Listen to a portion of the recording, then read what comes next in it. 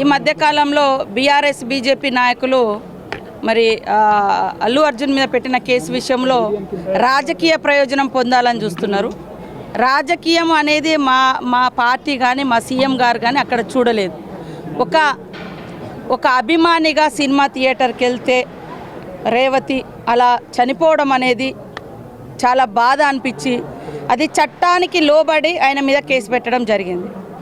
ఇవాళ హీరో కూడా ఎవరైతే నటుడు ఉన్నాడో ఆ నటుడు అమ్మాయి చనిపోయిన తర్వాత మహిళ చనిపోయిన తర్వాత కనీసం కుటుంబాన్ని పరామర్శించకపోవడము, వాళ్లకు ఏదో సాయం చేస్తా అన్నది కూడా చేయకపోవడము, అవన్నీ పోను ఆయనను పోయి చాలామంది పరామర్శించారు.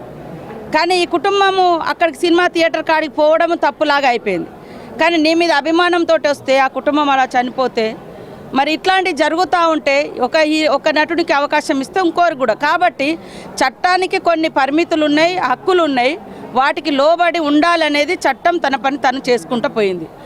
ఆ యొక్క నటుడి మీద అల్లు అర్జున్ మీద కాంగ్రెస్ పార్టీకి ద్వేషం లేదు, కాంగ్రెస్ సీఎం గారికి కోపం లేదు.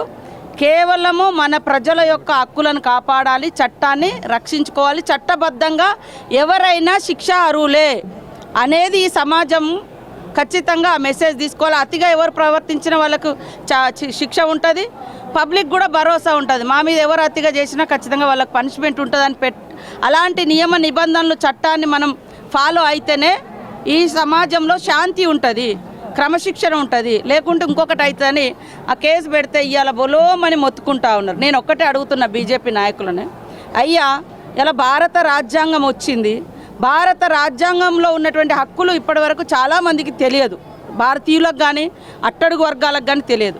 ఒక జై భీమ్ సినిమా అనేది ఒక గొప్ప మెసేజ్ ఇచ్చింది.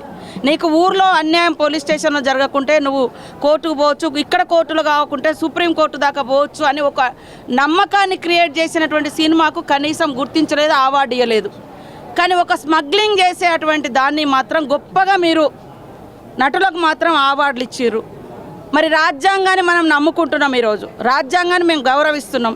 రాజ్యాంగ సంస్థల్లో పనిచేసేటువంటి అధికారులను బట్టలిప్పి కూర్చోబెట్టి యథేచ్ఛగా తన యొక్క స్మగ్లింగ్ జరుగుతుంటే అది హీరోయిక్గా చూపిస్తే మీరు మాత్రం అవార్డులు ఇస్తారు.